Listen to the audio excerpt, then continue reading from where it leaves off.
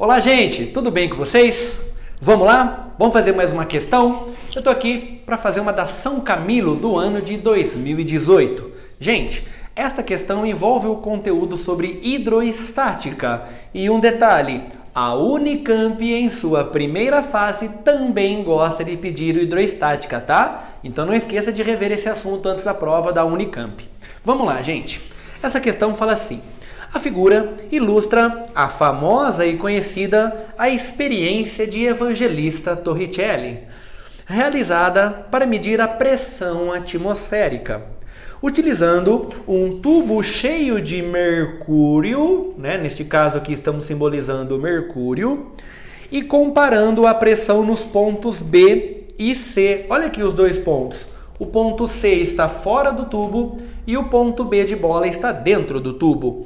Ambos à mesma altura, na mesma linha. E isso é importante para o exercício. Considere que o tubo da experiência esteja preenchido por um líquido de densidade desconhecida. A densidade para este exemplo deste líquido, por momento, é desconhecida, tá? E esta altura que nós temos aqui é uma altura que corresponde a 50 centímetros, tudo bem? Meio metro. Que a aceleração da gravidade local vale 10 metros por segundo ao quadrado. E que a pressão atmosférica local seja de 1 atm, ou seja, 1 vezes 10 a quinta pascal. Cuidado essa transformação, hein? Ele pergunta, qual será a densidade do líquido? Ô, gente, você lembra da teoria, daquelas ideias que você tem dentro da hidroestática? O teorema de Arquimedes, o teorema do empuxo, não é? Vamos lá, gente. Você lembra aquela ideia da variação da pressão? Do teorema de Stevin, você lembra? Que ele falava isso aqui, não é? A pressão num ponto mais abaixo vai ser a pressão no ponto A, mais um acréscimo de pressão, que ele é dado por densidade, altura e gravidade, tudo bem? Se você jogar essa pressão de A negativa para o outro lado, eu só estou provando para vocês, nós teremos aqui um valor final menos inicial. Então, a variação da pressão será densidade do líquido, que multiplica a gravidade local, que multiplica esta minha altura aí. Tudo bem, gente? E neste caso eu quero saber o valor da densidade, onde ele me deu a altura de meio metro, ele me deu a gravidade, e eu quero saber esta variação de pressão, não é?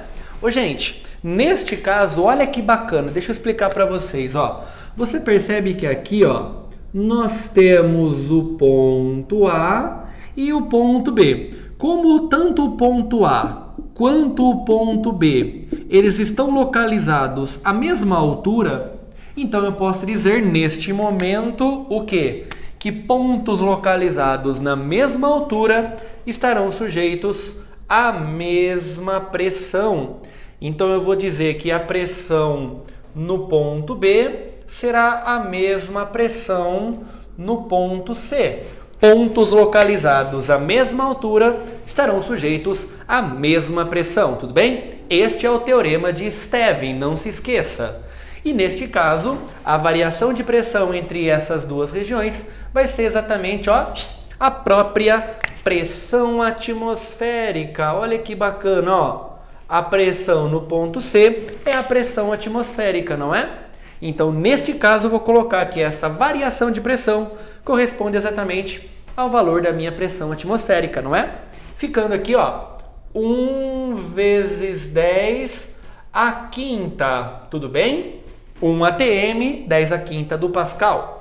Densidade que eu estou procurando, gravidade local e só cuidado com a minha altura, nós temos meio metro. Chegando a um valor de densidade, só para que eu possa mostrar para vocês, 1 vezes 10 a quinta, que você vai dividir, 10 vezes meio, você tem 5. Esta divisão é notório que nós temos 0,2, o que corresponde a falar da densidade deste líquido como sendo, olha só, 2 vezes 10 a quarta, né? Ó, tirei um zero, tirei uma casa daqui. E agora, qual é a unidade, gente? Unidade no sistema internacional, né? Ó, de medidas, não é? A unidade de massa é o quilograma e a unidade de volume seria aqui o metro cúbico. E se a gente agora for consultar as alternativas cabíveis, você pode perceber que elas estão em grama por centímetro cúbico, não é? E aqui você precisa transformar este valor de quilograma em metro cúbico para grama e também centímetro cúbico neste caso, né? E para você fazer essa transformação, é só você relacionar o quilograma, que equivale a 10 à terceira, e a relação de metro cúbico para centímetro cúbico, não é?